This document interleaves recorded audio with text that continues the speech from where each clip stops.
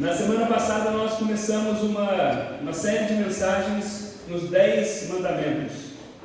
Não sei quantos estavam aqui, quantos acompanharam. Os 10 mandamentos. O nosso desejo com essa série dos 10 mandamentos é trazer clareza, é trazer o entendimento correto dessa passagem. Preste atenção, os 10 mandamentos estão entre os 3 trechos mais conhecidos da Escritura.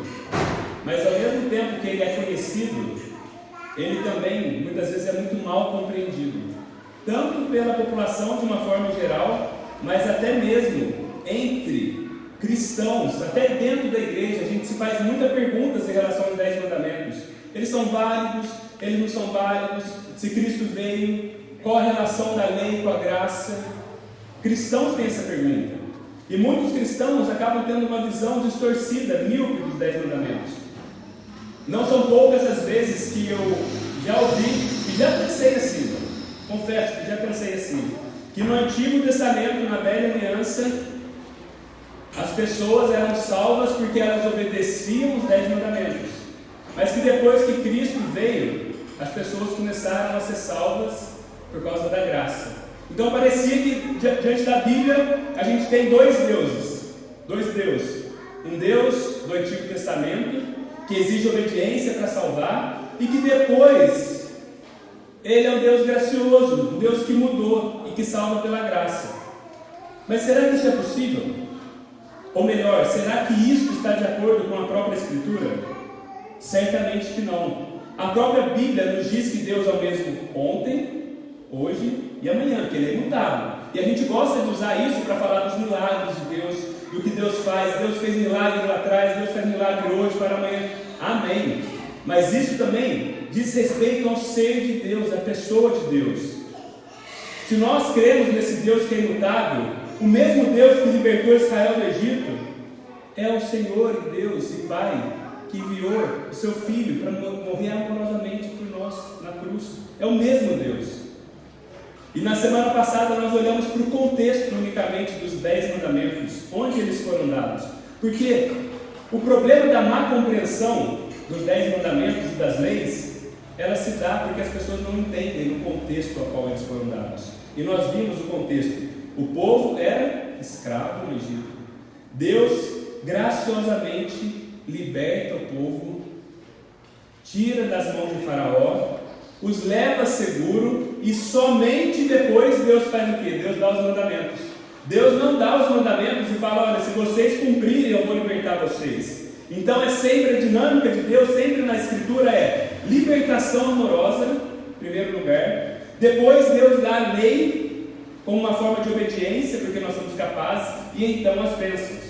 Não podemos inverter essa ordem de maneira nenhuma. Então, uma vez que fica claro o contexto a qual os 10 mandamentos foram dados, eu gostaria de convidar você hoje a abrir a sua Bíblia em Êxodo, capítulo 20, versículo 1. Nós leremos todos os 10 mandamentos e é necessário que você tenha atenção, que tenha foco nesse momento. Eu gostaria que você ficasse de pé em reverência à palavra do Senhor.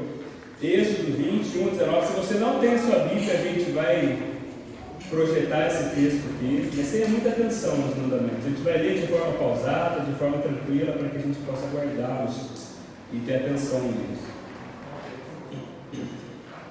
E Deus falou todas estas palavras: Eu sou o Senhor, o teu Deus, que te tirou do Egito, da terra da escravidão. Não terás outros deuses além de mim. Primeiro mandamento. Segundo mandamento: não farás para ti nenhum ídolo, nenhuma imagem de qualquer coisa no céu, na terra ou nas águas debaixo da terra. Não te prostrarás diante deles, nem lhe prestarás culto, porque eu, o Senhor teu Deus, sou Deus zeloso, que castiga os filhos pelos pecados de seu pai, até a 3ª e 4ª geração daqueles que me desprezam. Mas trato com bondade até 1000 gerações aos que me amam e guardam os meus mandamentos. Terceiro mandamento: não tomarás em vão o nome do Senhor teu Deus, pois o Senhor não deixará impune quem tomar o seu nome em vão. Quarto mandamento: lembra-te do dia do sábado para santificá-lo. Trabalharás 6 dias e neles farás todos os teus trabalhos, mas o 7º dia é o sábado dedicado ao Senhor teu Deus. Nesse dia não farás trabalho algum, nem tu, nem teus filhos ou filhas, nem teus servos ou servas, nem teus animais, nem os estrangeiros que morarem em tuas cidades. Pois em 6 dias o Senhor fez o céu e a terra, o mar e tudo o que nele existe, mas no 7º dia descansou. Portanto, o Senhor abençoou o 7º dia e o santificou. 5º mandamento: honra teu pai e tua mãe, a fim de que tenhas vida longa na terra que o Senhor teu Deus te dá.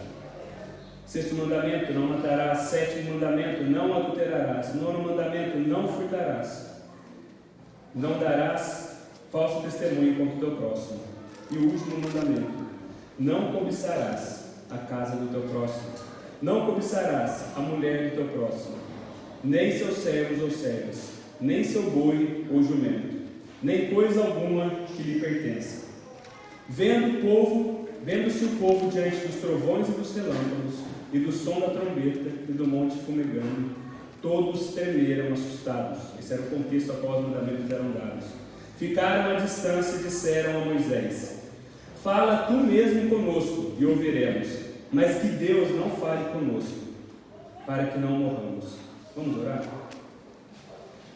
Senhor, é diante da tua palavra que nós nos colocamos mais uma manhã, Pai, na expectativa de que o Senhor fale conosco. O Senhor é o Deus que fala. No texto de hoje o Senhor começa dizendo que o Senhor falou todas essas palavras. O Senhor fala conosco através da tua palavra. O Senhor fala conosco, Deus, de diversas maneiras, Pai. Mas confiamos exclusivamente na tua palavra, que o Senhor possa nos iluminar através do Espírito Santo, o entendimento, para que nessa manhã o Senhor possa remover os ídolos do nosso coração, Pai. Para que nessa manhã o Senhor nos ajude a prestar culto somente ao Senhor, e ao Senhor somente. Sonda o nosso coração, Pai, de cada pessoa que chegou aqui essa manhã. Deus, estamos diante de um Deus santo, esse mesmo Deus que se manifestou em Israel. É o Deus que está aqui na pessoa do Espírito Santo. Por isso pedimos que o Senhor possa colocar no nosso coração um santo temor, Pai. Um zelo, Deus, de acordo com a tua palavra, um zelo pela tua palavra, pela tua pessoa, Pai. Nós oramos assim e pedimos que o Senhor possa graciosamente falar conosco, Pai, e nos transformar. Em nome de Cristo, nosso Senhor, amém. Amém. Pode se assentar, meus irmãos. Meus irmãos, aqui estamos nós diante dos 10 mandamentos, que também são chamados por alguns de decálogos, ou as 10 palavras. E é interessante que por toda a história da igreja, especialmente dentro da igreja protestante, os 10 mandamentos eles têm sido divididos de 2 maneiras. Os 5 primeiros mandamentos, eles são referentes ao nosso relacionamento vertical com Deus. E os 5 últimos mandamentos são referentes aos nossos relacionamentos horizontais, se você perceber. E isso faz total sentido quando nós olhamos no contexto da Bíblia, porque lembra de Jesus em Mateus 22? O que ele diz claramente aos seus discípulos? Ele resume os mandamentos em 2. O primeiro: ame ao Senhor teu Deus acima de todas as coisas. E o segundo: ame o teu próximo como a si mesmo.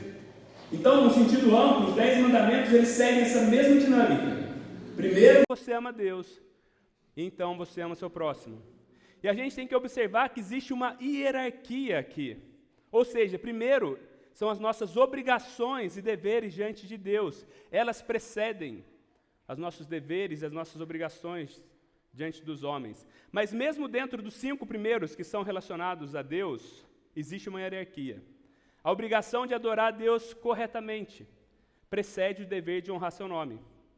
Aí você pode estar se perguntando, mas ok, por que isso é importante para nós? Porque isso nos leva de volta ao ensino de Jesus. E é algo que nós temos ensinado diversas vezes aqui na nossa igreja. Que se nós não amarmos a Deus bem, guarde isso, nós não seremos capazes de amar bem as pessoas. Vou repetir mais uma vez. Se eu e você, se nós não amamos a Deus corretamente, de acordo com o que a Bíblia fala, nós seremos incapazes de amar bem as pessoas. Essa é uma verdade que fica clara em todas as Escrituras.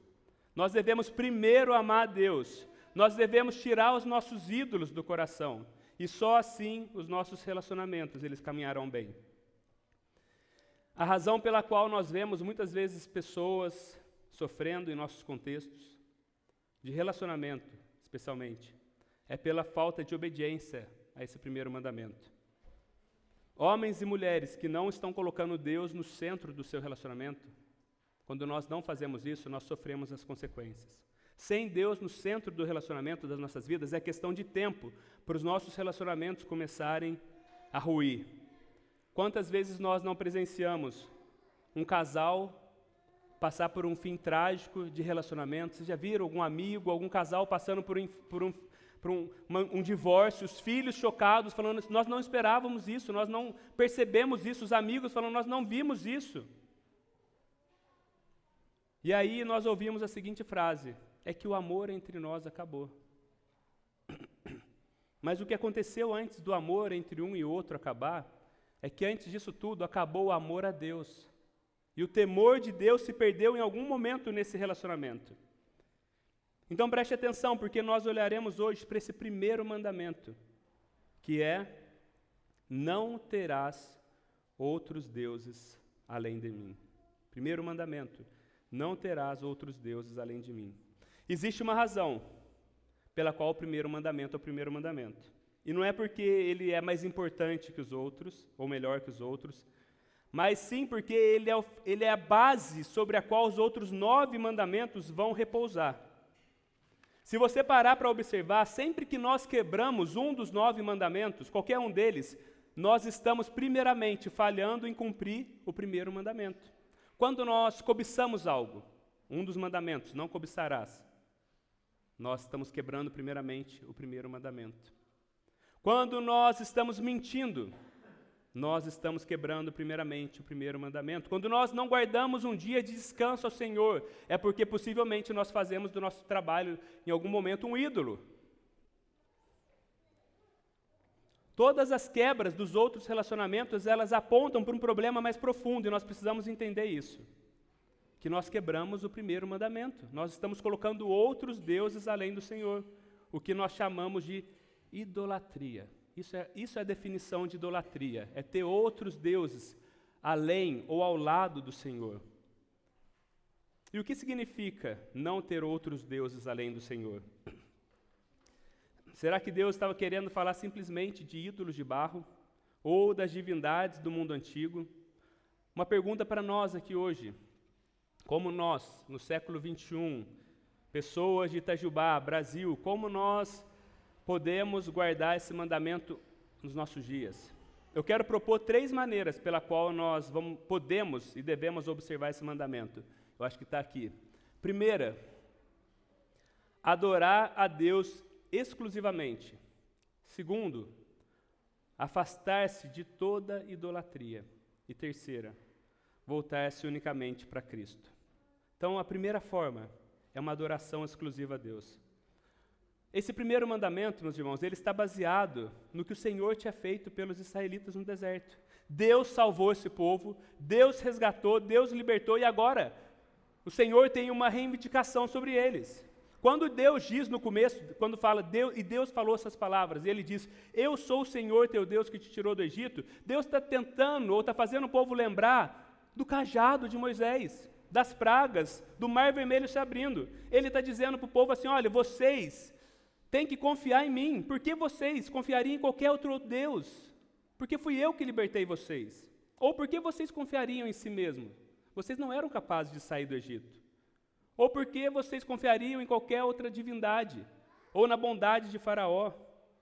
Eu carreguei vocês sobre asas de águia. Deus usa essa expressão, né? Eu trouxe vocês para perto de mim, carreguei vocês sobre asas de águia. Eu derrotei o poderoso Egito. Deus está falando, vocês podem confiar em mim e vocês devem adoração exclusiva a mim, porque eu provei que eu sou Deus. Nenhum Deus do Egito me parou. Faraó não fez nada. Então Deus está falando, adore exclusivamente a mim. Só que o problema é que quando nós vamos olhando nas páginas da Escritura, nós vemos que o povo de Deus, ele sempre foi tentado a adorar Deus e alguma coisa mais. Isso seja no Antigo Testamento, Israel, seja no Novo Testamento, a igreja, seja a gente nos nossos dias. Nós sempre somos tentados a adorar Deus e alguma coisa mais. Mas Deus sempre deixou claro que por Ele ser realmente Deus, porque se Ele não fosse Deus, Ele não ia se importar. Não é? Alguém que não é Deus fala assim, pode me adorar junto com alguma coisa. Mas Deus, por ser realmente Deus, Ele mostra que o relacionamento com Ele não funciona na preposição e, mas na preposição ou. Ou vocês adoram a mim, Deus deixa claro na Bíblia, ou vocês não me adoram. Quando Deus, nós temos alguns exemplos, quando Deus ele renova a sua aliança com Josué em Siquém, em Josué 24, Deus faz uma exortação ao povo, ele fala assim, olha, repudiem os deuses que seus pais serviram além do rio e no Egito, e sirvam o Senhor. Olha, Josué lá na frente, depois de Moisés, e os deuses do Egito ainda estavam no meio ali do povo. Deus está falando, repudiem esses deuses, eu não vou aceitar esse tipo de adoração. No Monte Carmelo, naquele momento de Elias ali com os profetas de Baal, Elias ele disse quase a mesma coisa. Ele fala assim, se o Senhor é Deus, sigam-no. Ele vira para o povo de Deus, Israel, e fala, olha, se o Senhor é Deus, sigam-no. Agora, se é Baal, sigam a ele. Você não pode servir os dois, né? Algum tempo depois nós ouvimos dos lábios do nosso Senhor, de Cristo, ninguém pode servir a dois senhores, porque ou vai odiar um e amar o outro, ou se dedicará a um e desprezará o outro. Deus não pode ser adorado adequadamente, se ele é adorado junto com outras coisas. Uma tradução literal desse mandamento é algo do tipo, não terás nenhum Deus diante da minha face. É Deus falando para os israelitas, vocês não devem ter nenhum Deus ou falsos deuses diante da minha face. E Calvino, comentando sobre esse mandamento, ele diz que esse pecado diante de Deus é como uma mulher sem vergonha ou desvergonhada que adultera diante dos olhos do seu próprio marido apenas para atormentar o máximo que puder a mente dele. E o casamento é uma boa analogia para esse primeiro ponto e para esse primeiro mandamento. No livro Os 10 Mandamentos, eu achei muito interessante a ilustração que o autor Kevin DeYoung ele faz.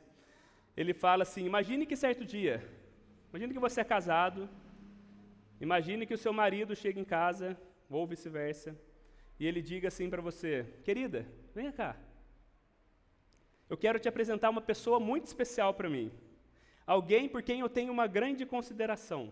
Não me interprete mal, querida, você também é muito especial para mim, mas acontece que eu conheci uma outra pessoa, e a partir de hoje, eu vou passar alguns dias com você e alguns dias com ela. Eu acredito que vocês vão se dar super bem. Ela é muito amigável, ela é muito amável, vocês vão ser ótimas amigas. Você diria o quê? Qual que seria a sua resposta diante disso, né? O que a gente esperaria que esse homem, essa mulher respondesse? Ah, que ótimo! Eu estou honrado ainda a fazer parte da sua vida. Difícil, né? O mínimo era uma panelada na cabeça, né? O mínimo. Agora, se existe algum amor nessa relação, a resposta seria, decida-se, ou ela ou eu. E ninguém diria que essa pessoa, essa mulher, esse homem estaria sendo injusto, intolerante, egoísta, ao colocar essa escolha para o seu marido. Afinal de contas, o casamento é um tipo de relacionamento ou é um relacionamento que demanda renúncia. Assim também é o nosso relacionamento com Deus. O amor está no centro do primeiro mandamento. Se verdadeiramente nós amamos a Deus, nós não amaremos ninguém ou qualquer outra coisa na nossa vida do modo como nós amamos Deus. Da mesma maneira, com a mesma intensidade. E é interessante notar que, diferente dos outros 9 mandamentos, que falam, faça isso, não façam aquilo, não façam aquilo, o primeiro mandamento, ele não é essencialmente sobre fazer alguma coisa, mas ele trata de um relacionamento. É sobre amor. E amor sugere afeição, mas amor também sugere decisão. Decidimos e escolhemos amar a Deus porque, primeiramente, Ele nos resgatou e nos amou. Não é assim que Jesus ensinou? Não é assim que a palavra nos ensina? Nós renunciamos a todos os outros deuses e nos comprometemos a Ele somente porque Ele somente é Deus.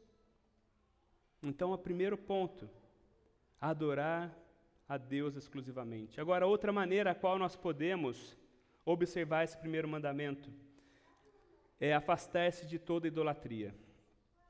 É importante lembrar que até a libertação do povo de Israel, eles viviam aonde? No Egito. 430 anos, gente. É tempo demais para que a cultura daquela nação tivesse impregnada no povo. E o Egito era uma nação idólatra. Eu não lembro quantos se lembram da época de escola, que eu me lembro que a gente estudava alguns deuses do Egito, né? Os egípcios, eles tinham deuses para tudo. Era o deus da colheita, era o deus da fertilidade, era o deus sol, era o deus para aquilo. Eram mais de 2.000 deuses e deusas. Então, dependendo do que você precisava, você escolhia um deus, oferecia um sacrifício para ele e esperava que ele te respondesse. E não se engane, isso afetou Israel. 430 anos vivendo no meio dessa cultura. Lembra que nós lemos um texto ali em Josué, o povo ainda guardava algumas imagens que trouxeram do Egito, muito tempo depois? É certo de que Israel adorava a Deus e algumas outras coisas. Então, quando Deus fala, não terás outros deuses além de mim, é porque eles tinham outros deuses além de Deus. E, de certa forma, isso é interessante, eu estava pensando sobre isso, todos nós somos moldados e impactados pela cultura a qual nós vivemos. Não se engane, nós ainda estamos inseridos em uma cultura idólatra. Nós podemos não ter mais estátuas de animais espalhadas pela rua, ou de homens a qual a gente tem que se curvar, passar a se curvar, mas isso não muda a realidade de que nós vivemos numa sociedade cercada de ídolos. Toda sociedade, toda geração, ela tem seus ídolos. E nós precisamos, preste atenção, se nós não estamos conscientes de quais são os ídolos do nosso tempo, nós absorvemos eles e colocamos na nossa prática diária sem menor discernimento. E muitas vezes nós estamos ali adorando a Deus e os ídolos do nosso tempo. Autonomia, liberdade. Precisamos conhecer quais são esses ídolos do nosso tempo, controle. São os deuses do nosso tempo. E nos chamam diariamente para prestar culto a eles. Não confie no Senhor. Confie em mim. E aí nós precisamos nos perguntar, o que tem tomado o lugar de Deus na minha e na sua vida? Sendo que nós já falamos diversas vezes que o nosso coração é uma fábrica de ídolos, e sendo que a Bíblia deixa isso claro, nós precisamos constantemente fazer um check-up, falar, Deus, o que eu tenho idolatrado? Onde eu tenho colocado a minha esperança? E normalmente a resposta, ela vem quando nós olhamos no que nós encontramos significado, no que nós encontramos proteção ou esperamos proteção, de onde nós esperamos segurança e satisfação. Geralmente são essas as respostas dessas coisas que vão revelar quais são os ídolos do nosso coração. Pense sobre qual é a coisa, ou a pessoa, ou a situação que você só de pensar em ficar sem aquilo já te deixa com medo, já te deixa ansioso, já te deixa inseguro, insegura. Pode ser um relacionamento. Pode ser o casamento ou a falta dele. Eu não caso, eu não casei. Isso me gera insegurança, me gera ansiedade. Pode ser o próprio casamento em si, pode ser esposa, pode ser o marido, pode ser filhos. Nós falamos algumas semanas atrás que nós facilmente transformamos as bênçãos de Deus em ídolos. Pode ser um animal, um pet do nosso tempo, que muitas vezes é tão idolatrado, né? Cuidado, nós às vezes podemos fazer de pequenas coisas ídolos na nossa vida. Outro ponto pode ser a conectividade, um dos ídolos do nosso tempo. Nós não falamos sobre isso, mas a internet, a conexão, as redes sociais, elas têm se tornado ídolos no nosso tempo. Quantas pessoas não têm buscado senso de significado nas mídias sociais? Uma curtidinha, a pessoa vai até no céu, né? Tudo por uma curtida, tudo para impressionar, tudo para mostrar que a sua vida tem significado. E se tirarem o seu celular? E se você tiver que ficar uma semana sem Instagram? E se tirarem a sua internet? O que isso vai gerar no seu coração? Outro ponto pode ser o trabalho. Como você ficaria hoje se você perdesse a sua carreira? Como você ficaria hoje? Você teria significado e propósito para a vida se o seu trabalho fosse tirado? É claro que o trabalho é parte importante do propósito, mas você está buscando significado através do trabalho? O que te traz proteção? O que te faz sentir seguro e protegido? Você está com 20 mil na conta do banco, ou 5 mil, ou 10 mil? Isso te dá o senso de proteção? Você comprar a sua casa, você ter alguma coisa, isso é o que te traz o senso de proteção. E é interessante perceber que, na maioria das vezes, são coisas boas que se tornam ídolos na nossa vida. Às vezes a gente pensa em ídolos, a gente pensa em coisas muito ruins. Mas às vezes são coisas boas, na maioria das vezes são coisas boas que Deus nos deu e nós pegamos e transformamos isso em ídolo. Por quê? Porque nós estamos quebrando esse primeiro mandamento de amar Deus acima de todas as coisas. E como nós falamos algumas semanas atrás, nós precisamos reordenar os nossos amores. Como nós fazemos isso? Amamos a Deus acima de todas as coisas primeiro. Como nos arrumamos a bagunça do nosso relacionamento? Amando a Deus acima de todas as coisas. Orígenes, um dos pais da igreja no 3º século, ele disse algo muito interessante. Ele falou assim, o que cada um honra antes de qualquer outra coisa, preste atenção, o que cada pessoa honra antes de qualquer outra coisa, o que cada pessoa admira antes de qualquer outra coisa, isso é o seu Deus. Isso é o seu Deus. Então, esteja consciente do que tem tornado ídolo em sua vida. Seja consciente, faça um exame, um autoexame. Pare durante essa semana, comece a perceber o que te traz ansiedade, o que te tira o sono, o que te deixa deprimido, o que te deixa com medo. Talvez isso vai revelar uma raiz mais profunda. De onde está vindo essa insegurança? É a quebra do primeiro mandamento. E no último ponto, nós veremos que nós só podemos observar corretamente esse mandamento se nós nos voltarmos unicamente para Cristo. Como nós veremos ao longo dessa série, tanto o primeiro mandamento quanto os demais, eles são transformados pela vinda de Cristo.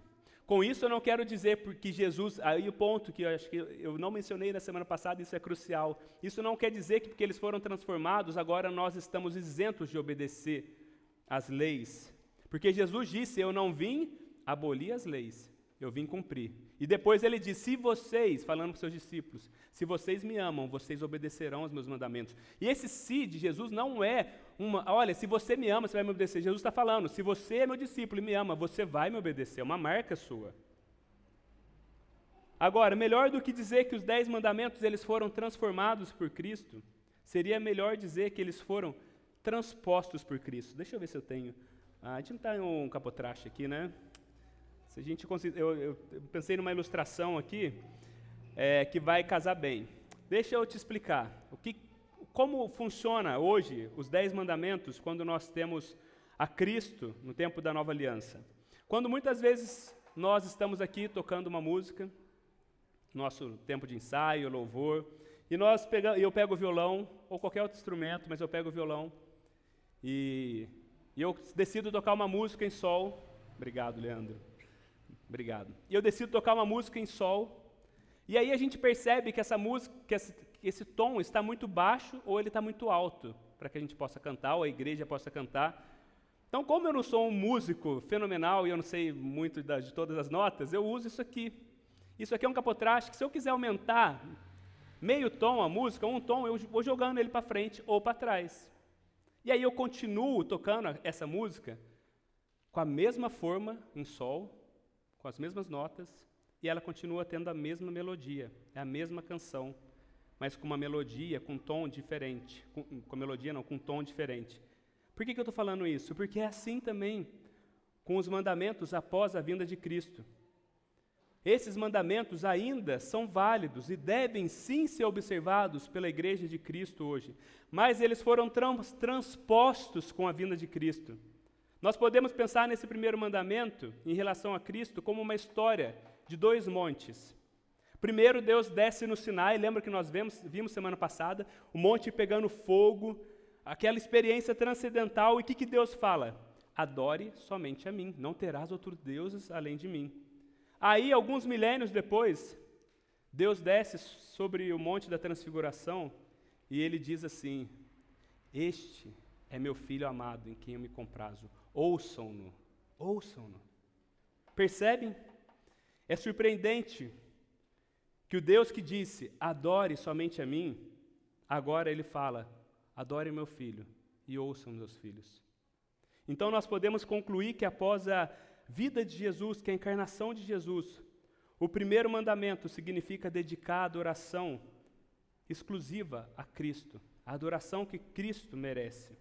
Afinal, Ele é o único mediador entre Deus e os homens, 1 Timóteo 2,5. Hebreus vai dizer que Ele é o resplendor da glória e a expressão exata da natureza de Deus. E Ele é aquele diante de quem, Filipenses, Paulo vai falar que todo joelho se dobrará um dia. E como o próprio Cristo nos disse em João 14, se vocês realmente me conhecessem, vocês conheceriam meu Pai. Agora vocês me conhecem, vocês têm visto. Jesus está falando, olha, se você me conhece, você conhece o Deus Pai.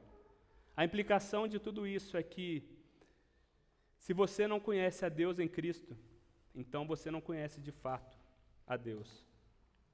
O primeiro mandamento, ele não pode ser obedecido adequadamente, a não ser que nós adoremos o único que nos mostra o verdadeiro Deus. Não é simplesmente dizer que você adora Deus, ou Deus acima de tudo. Não é simplesmente dizer que nós somos de uma religião monoteísta. É sobre Jesus. Nós não estaremos adorando a Deus adequadamente, a não ser que nós estejamos adorando a Deus na pessoa e na obra de Jesus Cristo. Amém? A vinda de Cristo mudou tudo, mudou todas as coisas, e nós veremos isso nos outros mandamentos. Diante disso, eu te convido a orar nesse momento, enquanto nós vamos passar por um momento de ceia. Lembrando do que Cristo fez, eu peço que você, nesse momento, coloque seu coração diante do Senhor em sinceridade, pedindo para que o Senhor possa sondar seu coração.